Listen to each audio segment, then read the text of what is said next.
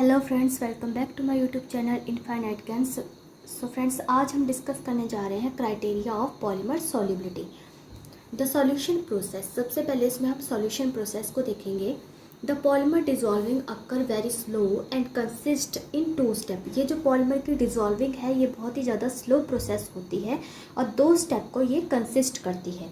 Number 1 है हमारे पास solvent molecule slowly diffuse into the polymer to give a swollen gel. ठीक है, तो सबसे पहले क्या होगा, जो हमारे पास सॉल्वेंट का मॉलिक्यूल होगा वो बिल्कुल स्लोली क्या होगा, डिफ्यूज़ होगा। ये मैंने आपको सॉल्युबिलिटी ऑफ पॉलीमर्स में भी बताया हुआ है, लेकिन क्राइटेरिया ऑफ पॉलीमर जो है वो थोड़ा सा डिफरेंट है सेम ही, बस थोड़ा सा डिफरेंस है इसमें, जो कि हम काफ़ी अच्छे से इस लेक्चर में समझेंगे।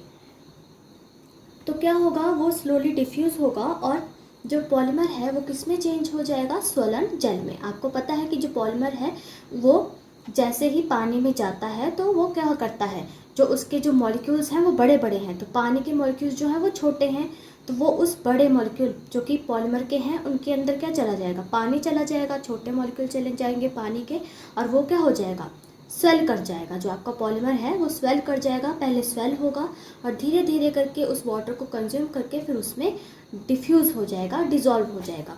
This process is very slow because of cross linking. ये प्रोसेस जो है स्लो कब हो जाती है, जब यहाँ पर क्या हो जाती है, क्रॉस लिंकिंग होगी, क्रिस्टलिनिटी होगी और स्ट्रॉन्ग हाइड्रोजन बॉन्डिंग होगी। नंबर 2 है आपके पास the gel gradually disintegrates into a true solution, agitation can speed up this process. तो जो जेल है वो ग्रेजुअली क्या होता जाएगा, डिसइंटीग्रेट हो जाएगा इनटू अ ट्रू सॉल्यूशन। ठीक है, फिर उसका क्या बन जाएगा, सॉल्यूशन बन जाएगा, एक ट्रू सॉल्यूशन बन जाएगा, यानी कि अब वो क्या हो चुका है, डिसॉल्व हो चुका है आपके सॉल्वेंट में। और अगर हम इस प्रोसेस में एजिटेशन को यूज़ करते हैं, एजिटेशन आपको पता है कंटिन्यूसली उस मिक्सचर को स्टिर करते रहेंगे, तो वो हमारी इस प्रोसेस को स्पीड अप कर देगा। जैसे कि आप क्या करते हैं, आप लोग जैसे सॉल्ट लेते हैं और पानी में मिलाते हैं, तो आप क्या करोगे, उसको एजिटेट करते हैं तो वो जो सॉल्ट है वो बहुत जल्दी पानी में घुल जाता है। अगर आप उसको वैसे ही छोड़ देंगे तो वो काफ़ी समय लेगा पानी में घुलने के लिए, घुल जाएगा लेकिन टाइम लगेगा। वैसे ही कुछ यहाँ पर हो रहा है।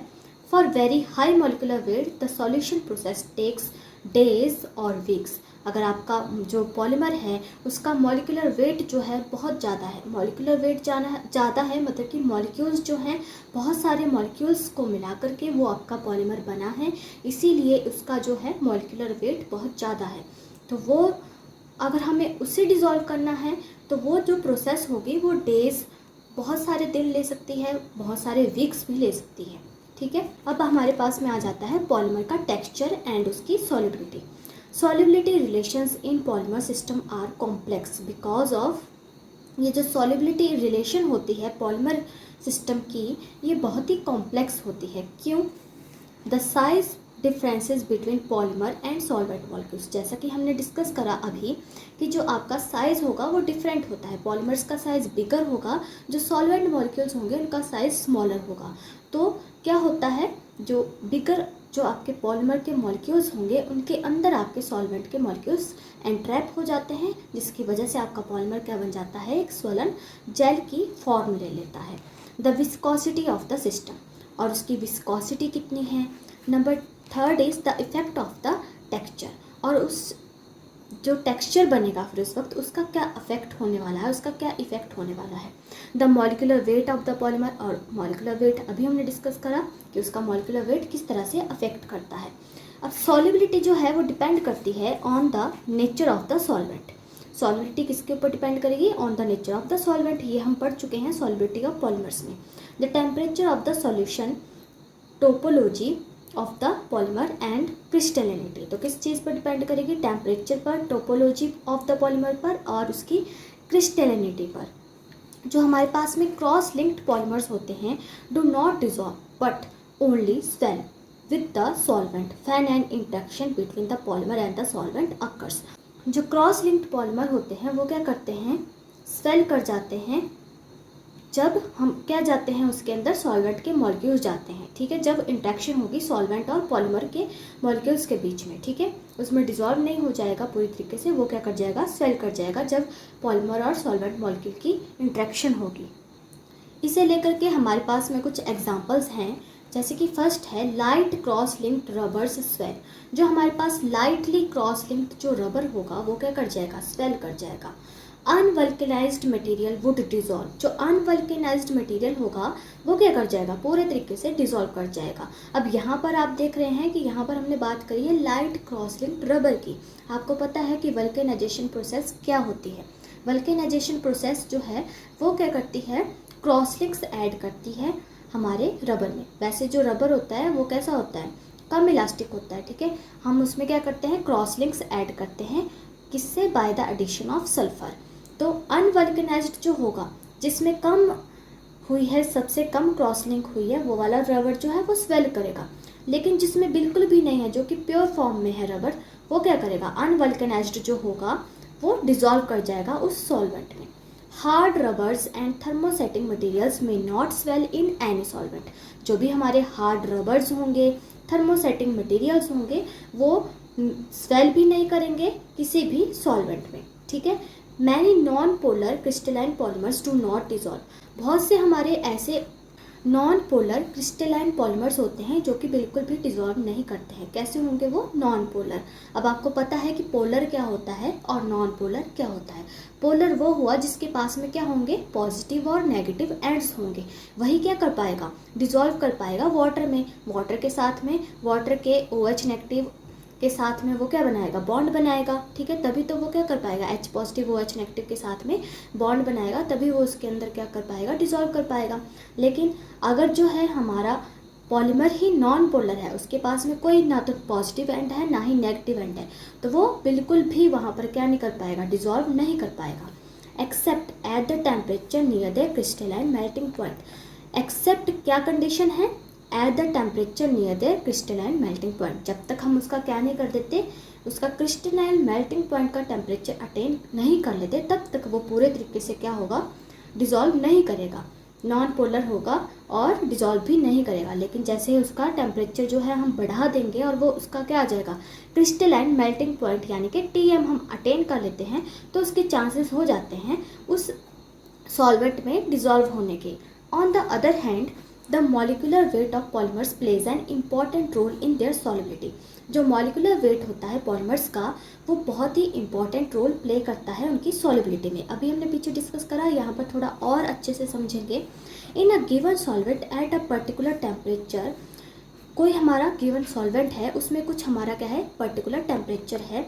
As molecular weight increases the solubility of a polymer decreases, ठीक है। जैसे ही क्या होगा, मॉलिकुलर वेट इंक्रीज करेगा किसी भी पॉलीमर का, मॉलिकुलर वेट इंक्रीज हुआ और उसकी जो सॉल्युबिलिटी है पॉलीमर की वो क्या हो जाएगी, डिक्रीज हो जाएगी, क्योंकि उसका क्या बढ़ चुका है, मॉलिकुलर वेट बढ़ चुका है, ठीक है। मॉलिक्यूल्स ज़्यादा हो गए हैं, मॉलिक्यूल्स जो हैं ज़्यादा होने की वजह से उसका मॉलिकुलर वेट बढ़ा है। तो अब उस चीज़ को, जहाँ वो पहले थोड़ा जल्दी डिजॉल्व हो जा रही थी कम मॉलिक्यूल्स होने के कारण, अब क्योंकि उसका मॉलिकुलर वेट बढ़ चुका है, मॉलिक्यूल्स ज़्यादा हो चुके हैं, तो उसकी सॉल्युबिलिटी में भी क्या आएगा, डिक्रीज आ जाएगा। उसकी सॉल्युबिलिटी जो है वो धीरे धीरे होगी। This same behaviour is also noticed as cross linking degree increases. यही सेम बिहेवियर हमें कब देखने को मिलता है, जब हमारे पॉलीमर में क्रॉस लिंकिंग की डिग्री जो है वो बहुत ज़्यादा होती है, ठीक है। क्रॉस लिंकिंग जो है वो क्या करती है, स्ट्रांगली बाइंड करके रखती है हमारे पॉलीमर को। उसके मॉलिक्यूल्स जो होते हैं, इंटरमॉलिक्यूलर फोर्सेस बहुत ज़्यादा स्ट्रांग होती है, मॉलिक्यूल्स को दूर नहीं जाने देगी। तो वो अगर वो ब्रेक ही नहीं होगा तो वो डिजॉल्व कैसे करेगा वाटर में। वही हमने ऊपर पढ़ा कि जब हम उसका क्रिस्टलाइन मेल्टिंग पॉइंट अटेन कर लेते हैं तो मॉलिक्यूल्स क्या हो गए, ब्रेक हो गए, दूर दूर चले गए, तो वो क्या हो सकते हैं, अब डिजॉल्व कर सकते हैं हमारे उस सॉल्वेंट में, क्योंकि उनमें अब क्या आ चुके हैं, पोल्स आ चुके हैं, वो बन चुके हैं पोलर। वही यहाँ पर है कि क्रॉस लिंकिंग की डिग्री अगर ज़्यादा होती है तो वो उसमें डिजॉल्व नहीं कर पाएगा। Since strongly cross linked polymers will inhibit the interaction between polymer chains and solvent molecules. ये जो क्रॉस लिंक्ड पॉलीमर्स होते हैं ये क्या कर देते हैं, इनहिबिट कर देते हैं इंटरेक्शन को। इनहिबिट यानी कि कम कर देते हैं इंटरेक्शन बिटवीन किसके बीच में इंटरेक्शन होनी चाहिए, अगर उसको डिजॉल्व करना है पॉलीमर और सॉल्वेंट मॉलिक्यूल्स के बीच में, ठीक है। पॉलीमर चेन और सॉल्वेंट मॉलिक्यूल के बीच में क्या हो जानी चाहिए, इंटरेक्शन हो जानी चाहिए। लेकिन ये जो क्रॉस लिंकिंग है अगर वो बहुत ज़्यादा स्ट्रांग होती है तो वो उस चीज़ को क्या कर देती है, इनहिबिट कर देती है, होने नहीं देती है। ठीक है, preventing those polymer chains from being transported into solution. और ये चीज़ क्या करेगी, जो उसका पॉलीमर चेन होगी उसको प्रिवेंट करेगी कि वो क्या ना बना दे, सॉल्यूशन ना बना दे सॉल्वेंट के साथ में मिलकर। ठीक है, a similar situation occurs with crystalline macromolecules. वैसे ही सिमिलर सिचुएशन क्रिस्टलाइन मैक्रोमोलिक्यूल्स के साथ में होती है। क्रिस्टलाइन होगा और मैक्रोमोलिक्यूल होगा। Although in such a case the dissolution can be forced if an appropriate solvent is available। लेकिन इस केस में हम क्या कर सकते हैं, डिसोल्यूशन को जो है फोर्स कर सकते हैं। ठीक है, dissolution can be forced if an appropriate solvent is available और warming the polymer up to temperature slightly below its crystalline melting point. ठीक है, हम क्या करेंगे, जो पॉलीमर होगा उसको स्लाइटली कहाँ तक ले जाएंगे, below its crystalline melting point तक।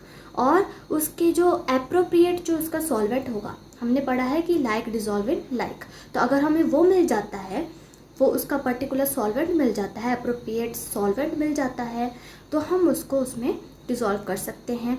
और जो अगर हम उस पॉलीमर को क्या कर देते हैं, वार्म कर देते हैं एक पर्टिकुलर टेम्परेचर पर, तब भी हम इस चीज़ को क्या कर सकते हैं, अटेन कर सकते हैं। इसके लिए एक बहुत अच्छे से एक्सप्लेनेशन है, एग्जांपल्स भी हैं, हम अच्छे से समझेंगे।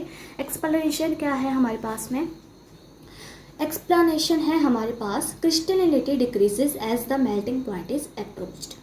क्रिस्टलिनिटी जो है वो डिक्रीज कब होगी, जब हम क्या कर लेंगे, मेल्टिंग पॉइंट को अप्रोच कर लेंगे and the melting point is depressed bye the presence of the solvent. ठीक है, बहुत ही इंपॉर्टेंट चीज़ हम यहाँ पर डिस्कस कर रहे हैं कि अगर हमारा जो पॉलीमर है उसमें क्रिस्टलिनिटी बहुत ज़्यादा है, मैक्रोमोलिक्यूल है, क्रिस्टलाइन है।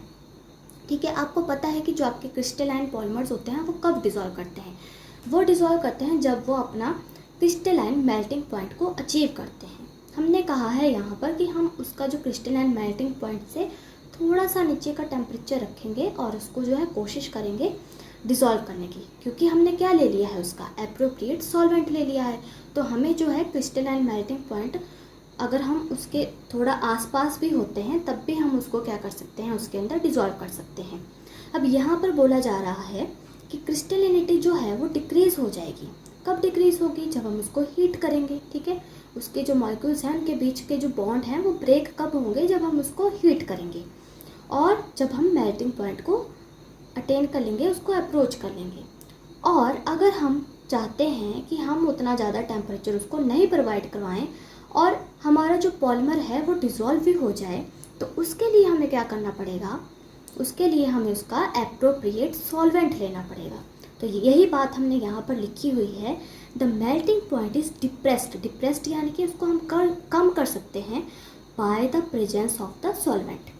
दस solubility can often achieved at temperature below melting point. ठीक है, तो इस तरीके से हम सॉलिबिलिटी कहाँ पर भी अटेन कर सकते हैं किसी क्रिस्टलाइन पॉलीमर की, बिलो इट्स मेल्टिंग पॉइंट। ठीक है, इसके मेल्टिंग पॉइंट के बिलो भी हम उसकी सॉलिबिलिटी को अचीव कर सकते हैं अगर हम उसका एप्रोप्रिएट सॉल्वेंट वहाँ पर लेते हैं। तो यहाँ पर हम एग्जाम्पल देखेंगे, आपके पास में क्या है, लीनियर पॉलीइथिलीन है जिसका जो क्रिस्टलाइन मेल्टिंग पॉइंट है वो क्या है, 135 डिग्री सेल्सियस है, soluble in many liquids at 100 degree Celsius. लेकिन अगर हम इसका क्या ले लेते हैं, एप्रोप्रिएट सॉल्वेंट ले लेते हैं, जैसे कि लाइक डिजॉल्व लाइक, अगर इसका हम लाइक सॉल्वेंट ले लेते हैं तो उसमें ये एट 100 डिग्री सेल्सियस पर भी क्या कर जाएगा, पूरे तरीके से डिज़ोल्व कर पाएगा। ठीक है, ज़रूरी नहीं है उस वक्त हमें ये नहीं होगा कि हमें जो है क्रिस्टलाइन मेल्टिंग पॉइंट जो कि इसका 135 डिग्री सेल्सियस है वो अटेन करना पड़े, ये 100 डिग्री सेल्सियस पर ही क्या हो जाएगा, डिज़ोल्व हो जाएगा। वैसे ही आपके पास में नायलॉन 66 है जिसका जो क्रिस्टलाइन मेल्टिंग पॉइंट है वो क्या होता है, 265 degree Celsius. A crystalline polymer which is more polar than polyethylene. ये हमारा एक ऐसा क्रिस्टलाइन पॉलीमर है, इसमें क्रॉस लिंक्स होंगे, क्रिस्टलाइन है ये। ठीक है, आपको पता है कि ये नायलॉन 66 हम इसको क्यों बोलते हैं, क्योंकि ये हमारे पास 6 कार्बन कंपाउंड से बना हुआ है, हेक्सामिथाइलिन डायमीन और दूसरा है एडिपिक एसिड, उन दोनों के कॉम्बिनेशन से बना है, दोनों में ही क्या होती हैं, 6 कार्बन होती हैं। ठीक है, तो ये जो रहता है ये काफ़ी ज़्यादा पोलर रहता है देन पॉलीइथिलीन। और आपको पता है कि अगर कोई चीज़ ज़्यादा पोलर होगी तो वो बहुत अच्छे से क्या कर पाएगी, डिजॉल्व कर पाएगी किसी भी सॉल्वेंट में।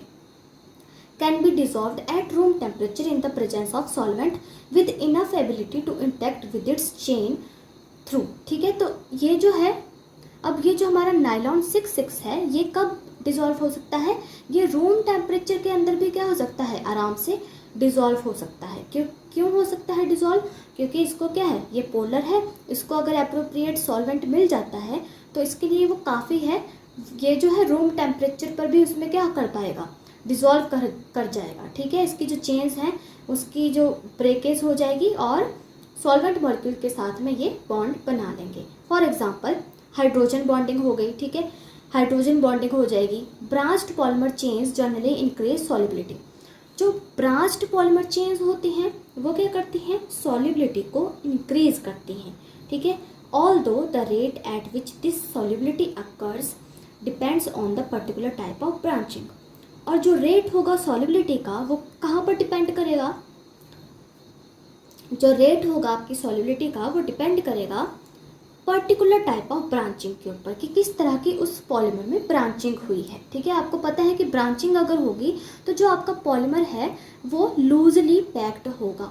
अगर वो लूजली पैक्ड है तो बहुत ही आसानी से क्या कर जाएगा, ब्रेक कर जाएगा और सॉल्युबल हो जाएगा आपके सॉल्वेंट में। और हमने ये चीज़ देखी कि जो नायलॉन 6 है वो लीनियर पॉलीइथिलीन के मुकाबले बहुत जल्दी क्या हो जाता है, सॉल्युबल हो जाता है, क्योंकि ये क्या है, पोलर है।